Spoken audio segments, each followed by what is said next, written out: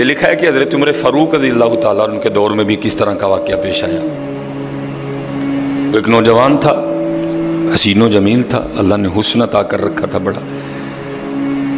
اس نے جب بھی نماز پڑھنے کے لیے آنا نا تو راستے میں ایک عورت تھی، اس کی نظر پڑتی، اور یہ کہا گیا ہے کہ جو نظر ہے یہ شیطان کے تیروں میں سے ایک تیر ہے حضرت۔ اسی لیے تو حضرت جی نظریں جھکا کے چلنے کا حکم دیا گیا ہے، کیونکہ جو نظر ہے یہ شیطان کے تیروں میں سے ایک تیر ہے حضرت جی۔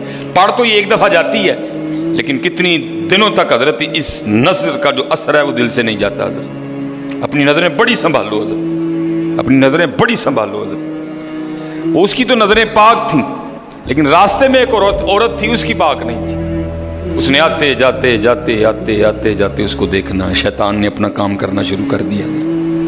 اس نے ایک دن کیا کیا، اس نے اپنی خادمہ سے نا اپنی خواہش کا اظہار کیا، میرا دل کرتا ہے کہ اس نوجوان سے نا تنہائی ملے، لیکن ملے تو ملے کس طرح؟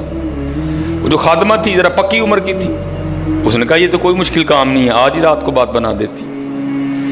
وہ جب عشاء پڑھ کے وہ نوجوان مسجد سے نکلا نا، وہ خادمہ راستے میں کھڑی ہو گئی، اس کو روک لیا، اس کو 2-3 احادیث سنائیں، 2-3 آیات مبارکہ سنائیں کسی کے کام آنے کے حوالے سے۔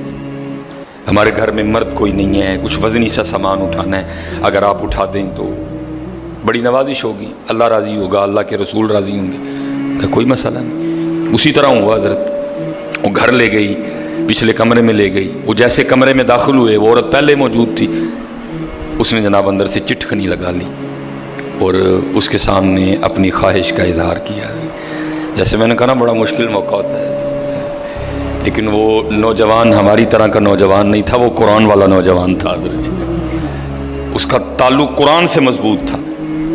اس کو یہی آیت یاد آئی، وَلِمَنْ خَافَ مَقَامَ رَبِّهِ جَنَّتَانِ، جو اپنے رب کے حضور کھڑا ہونے سے ڈر گیا، موقع بھی تھا، طاقت بھی تھی، عمر بھی تھی، خواہش بھی تھی، پھر بھی ڈر گیا، نہیں نہیں نہیں میرا اللہ دیکھ رہا ہے، میں کل اپنے اللہ کے حضور کون سا منہ لے کے جاؤں گا، کس طرح اللہ اور اللہ کے رسول کی بارگاہ میں کل جاؤں گا، سارا کچھ کر سکتا تھا، کوئی تیسرا نہیں تھا، لیکن کیا نہیں، میرا اللہ دیکھ رہا ہے۔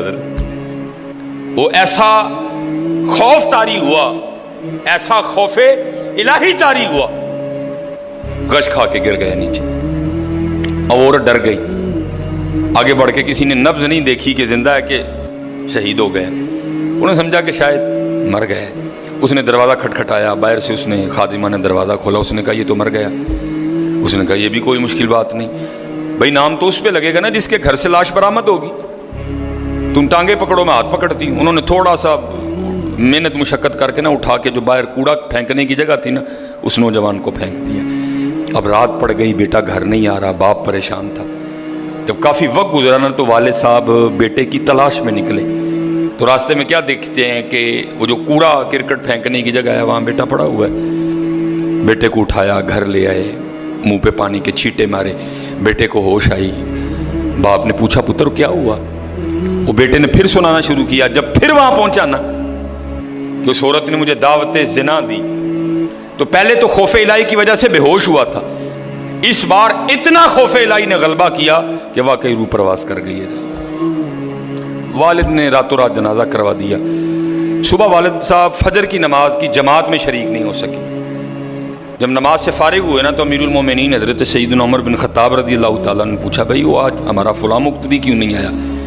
لوگوں نے ساری بات سنائی، حضرت جوان بیٹا تھا، انتقال کر گیا، رات ہی کو جنازہ ہو گیا، شاید اس وجہ سے حضرت نہیں جماعت میں تشریف لا سکے۔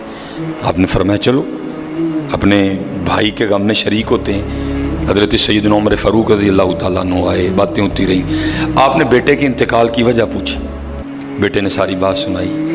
آپ نے فرمایا اچھا تیرے بیٹے کا انتقال خوف الہی کی وجہ سے ہوا ہے؟ تو اللہ تو فرماتے ہیں وَلِمَنْ خَافَ مَقَامَ رَبِّهِ جَنَّتَانِ، اور جو ہمارے رب حضور کھڑا ہونے سے ڈر گیا اس کے لیے 2 جنتیں ہیں۔ تو چل پھر مجھے ذرا اپنے بیٹے کی قبر پہ لے کے چل حضرت ہے۔ لکھا ہے حضرت عمر فاروق اب اس کے بیٹے کی قبر پہ تشریف لے، اس کی قبر پہ کھڑے ہو کے اس نوجوان کو باہر سے مخاطب کر کے فرماتے ہیں، اللہ فرماتے ہیں وَلِمَنْ خَافَ مَقَامَ رَبِّهِ جَنَّتَانِ، اور جو اپنے رب کے حضور کھڑا ہونے سے ڈر گیا اس کے لیے 2 جنتیں ہیں۔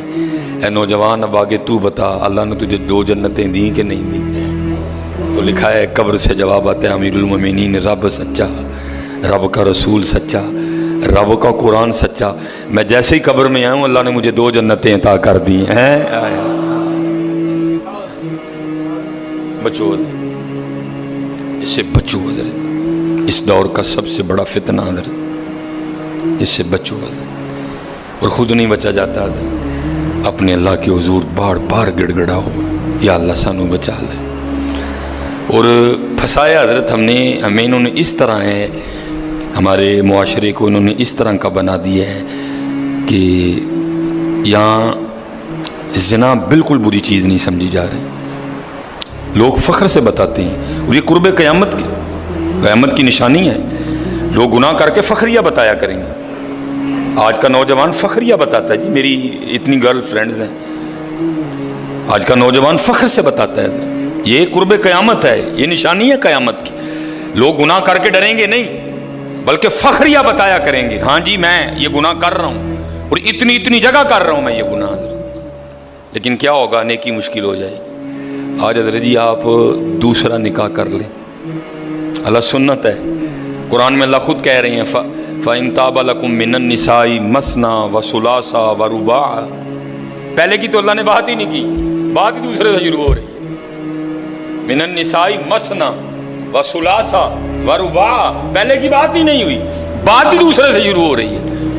جتنی مرضی گرل فرینڈ رکھ لیں آپ کو کوئی برا نہیں سمجھے گا، بلکہ لوگ آپ کے جانے کے بعد بڑا خوش ہو گئے کہ یار بڑا رنگین مزاج آدمی ہے۔ لیکن حضرت آپ دوسرا نکاح کر لیں، اسی وقت آپ لوگوں کے کاغذوں میں 2 نمبر ہو جائیں گے حضرت۔ پیکے بھی ناراض، سونے بھی ناراض، بھرا بھی ناراض، سالہ بھی ناراض، ہیں جی چھوٹا بھی ناراض، بڑا بھی ناراض ہے۔ یہ کیا ہے؟ یہ قرب قیامت ہے حضرت۔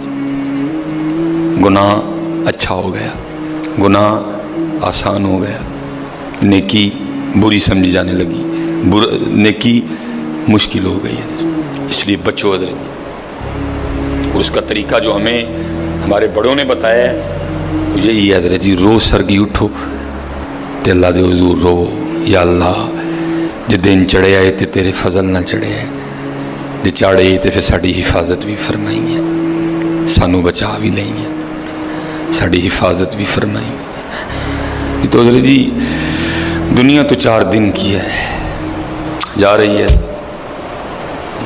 کالے وال مسافر ہوئے، چٹیاں ڈیرے لائے، کالے وال مسافر ہوئے، چٹیاں ڈیرے لائے، ویکھ محمد بخشا موت سے نہیں آئے۔ اور حضرت جی اللہ سب کو اپنی حفاظت میں رکھے۔ اگر کوئی اس گناہ میں پھنسا ہوا ہے، اگر کوئی اس گناہ میں پھنسا ہوا ہے تو میں کہوں گا کہ توبہ کر لیں سارے حضرت، کیونکہ حضرت یہ وہ گناہ ہیں کر تو ہم رہے ہیں لیکن اس کی سزا ہماری نسلوں کو بھگتنی پڑنی ہے حضرت۔ کیونکہ امام شافعی رحمۃ اللہ تعالی علیہ فرماتے ہیں زنا وہ قرض ہے جو لے تو رہا ہے لیکن چکائے گی تیری اولاد حضرت۔